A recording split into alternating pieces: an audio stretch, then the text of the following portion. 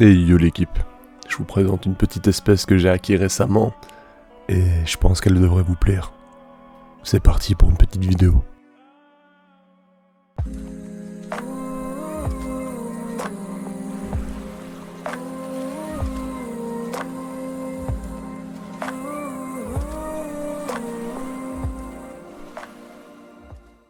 Et yo l'équipe, aujourd'hui programme du jour, une découverte sur la chaîne que vous n'avez jamais vue avant, qui fait vraiment plaisir, hein. C'est une espèce que j'ai récupérée chez mon pote Wampash. Franchement je suis très content. Bon, vous le voyez, c'est pas mes habitudes en termes de setup, on est sur un setup qui nous vient d'AliExpress, hein, tout simplement, qui coûte 80€ quand même. Et franchement c'est un joli knee building, même si j'ai l'habitude de ne pas trop aimer. Celui-ci je trouve qu'il est efficace. On a une bonne visibilité à l'intérieur, à l'extérieur également. On voit que l'hygrométrie se remplit très bien. Franchement, ça marche quoi. Bon, on va changer ça, vous vous en doutez, mais ça marche. Vous l'entendez, j'ai encore quelques symptômes du Covid, notamment, là vous le savez pas, mais j'ai plus de goût, plus d'odorat, ça c'est un peu problématique. Mis à part ça, ça va. Franchement, ça va mieux qu'avant, en tout cas c'est l'essentiel. À l'image, nous avons donc une Camponotus rufipes. C'est une espèce qu'on voit pas souvent en élevage, hein. Et franchement, elle est canon quoi. C'est magnifique comme espèce. C'est une fourmi charpentière qui a été issue de beaucoup d'analyses scientifiques au final. Il y a pas mal d'écrits à leur sujet sur différents tests, hein, notamment un qui m'a titillé quelques heures. Enfin, quelques heures non, mais j'ai lu l'article en grande partie et franchement, c'est assez incroyable.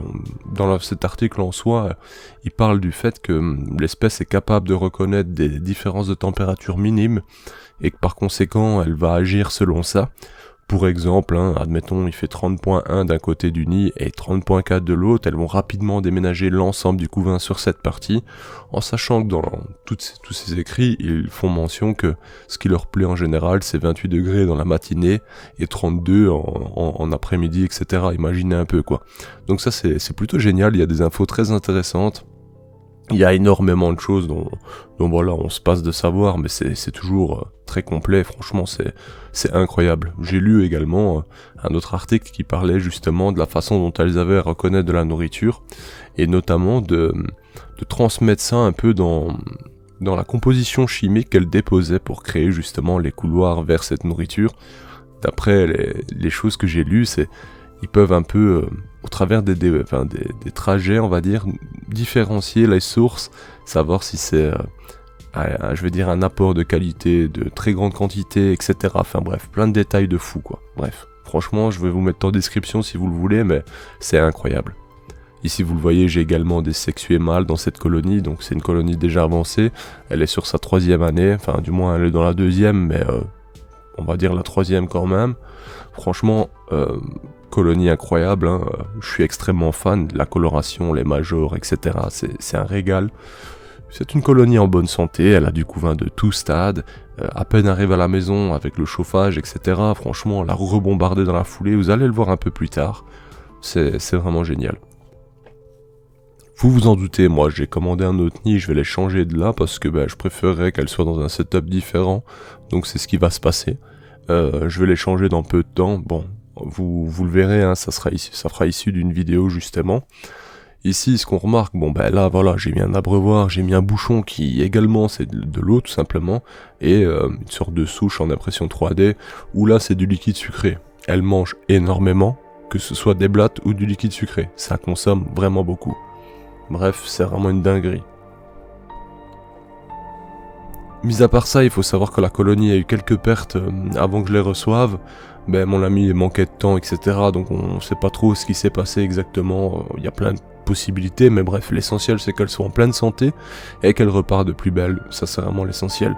Mais donc ce n'est pas une référence pour une colonie, on va dire, si vous vous dites « Ah tiens, cette colonie en 2 ans ça fait ça », dites-vous que c'est faussé parce que elle avait 200 ouvrières au moins en plus quoi. Donc ça bombarde bien plus en fait. Ça bombarde énormément et apparemment extrêmement vite. Et ça m'étonnerait pas. Si je dois les comparer avec mes Camponotus à triceps qui en ce moment explosent absolument tout, ça m'étonne pas du tout en fait. De toute façon on va le voir ensemble dans tous les cas, mais vous vous rendez compte déjà que y a du monde quoi. J'estime la population à 300, 400 workers plus ou moins. C'est quand même vachement actif. et ça fait plaisir. Mis à part ça, la provenance, on est sur des lieux comme le Brésil, la Guyane française, etc. Donc voilà, vous connaissez un peu le milieu, c'est humide, c'est chaud, voilà, vous avez un peu l'idée, bien que cette espèce justement vit dans des branchages ou ce genre de choses au sol, par moment, et dans certaines souches, etc. Bref, ça varie énormément, et franchement c'est hyper intéressant de voir ce qu'elles vont préférer. C'est pour ça que le nid de chez Ant Center que j'ai choisi, j'ai pris la version à 2 faces, ce qui me permettra d'humidifier une partie et non l'autre. On verra comment elles vont gérer et où est-ce qu'elles iront principalement. Ici à l'image vous le voyez, beaucoup de couvains dans l'aire de chasse, etc. Bah oui, la recherche qu'elles avaient fait justement qui parlait des détails de chaleur de ci, de là, ce n'est pas pour rien, mais on l'a déjà vu chez beaucoup d'espèces, ce genre de détails où elles déplacent tout le couvain sur les zones les plus chaudes. Ici vous vous imaginez bien, chauffage au sol, et franchement directement elles s'adaptent et elles déplacent le couvain. Avant ça, elle n'était plus chauffée, depuis je ne sais quand exactement, j'en discutais avec mon pote, mais vu qu'il faisait bon, etc., il a pas chauffé plus que ça, quoi. Et maintenant que j'ai remis le chauffage, parce qu'on descend tout doucement, bien qu'aujourd'hui il fait 23 degrés, donc voilà, on descend vite fait, quoi, ça leur fait du bien, quoi. Bref, franchement, une magnifique espèce, je tiens à faire un clin d'œil à Linko, justement. On discutait de cette espèce-là, parce que il adore également. Et malheureusement, lui, sa reine est décédée. Bon, bref, si vous ne l'avez pas vu, je vous invite à aller consulter les vidéos. Mais il y a un petit mythe autour, comme quoi la morsure serait un peu particulière. Et qu'il y aurait une sorte de bactérie liée à cette morsure. Enfin, c'est un peu particulier, bref. Je n'ai absolument rien trouvé là-dessus. Donc je ne peux pas vous l'affirmer, c'est des dires comme ça, je ne saurais pas vous dire exactement, peut-être des bruits de couloir on va dire. J'ai testé la morsure et je peux vous dire qu'elle est extrêmement forte. Elle mord extrêmement fort, franchement c'est très impressionnant, j'ai essayé pas mal de morsures, oui je sais, ça fait un peu bizarre de dire ça. Le mec il est bizarre, il se fait mordre, il aime ça, non pas vraiment, mais je teste quoi. Et je vous avoue que celle-ci est très agressive, vraiment, en quelques secondes elle m'a amené au sang directement. C'est impressionnant, les majors sont très très puissants.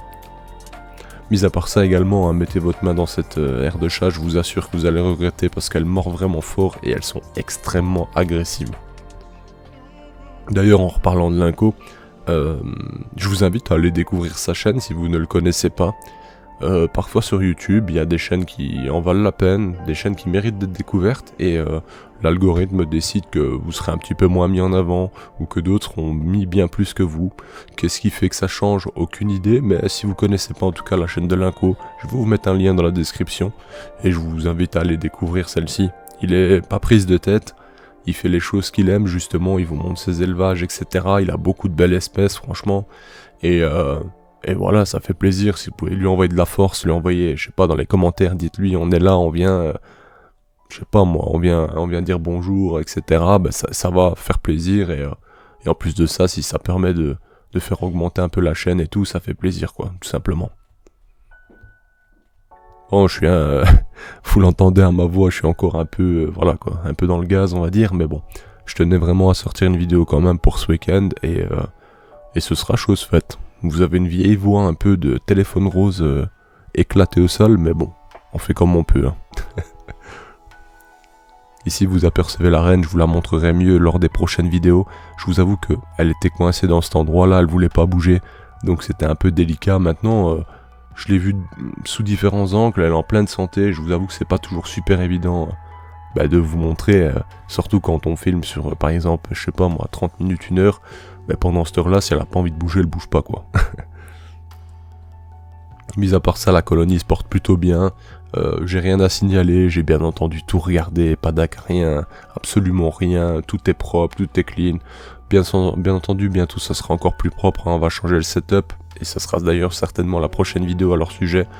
Bon, comme vous le voyez, des sexués mâles qui sont sacrifiés, ça c'est classique, vu qu'ils ne vont pas voler, dans tous les cas, elles vont les tuer tôt ou tard. Et voilà, en gros, c'est une colonie en parfaite santé, elle s'empile, comme vous le voyez, elle est en train de s'emboîter, c'est plutôt sympa. Enfin voilà, j'espère en tout cas que cette vidéo vous a plu, malgré que ce soit une voix de robot qui vous parle. Et sinon, on se dit à bientôt pour de nouvelles vidéos, bien entendu l'équipe, quoi qu'il arrive.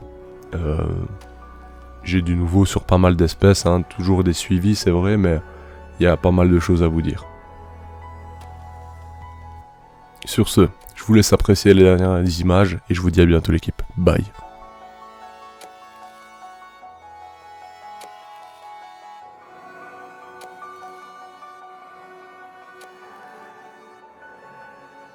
Hey, si toi aussi tu as apprécié la vidéo, n'oublie pas de t'abonner, de laisser un like, voire un commentaire, ou même de nous suivre sur les réseaux.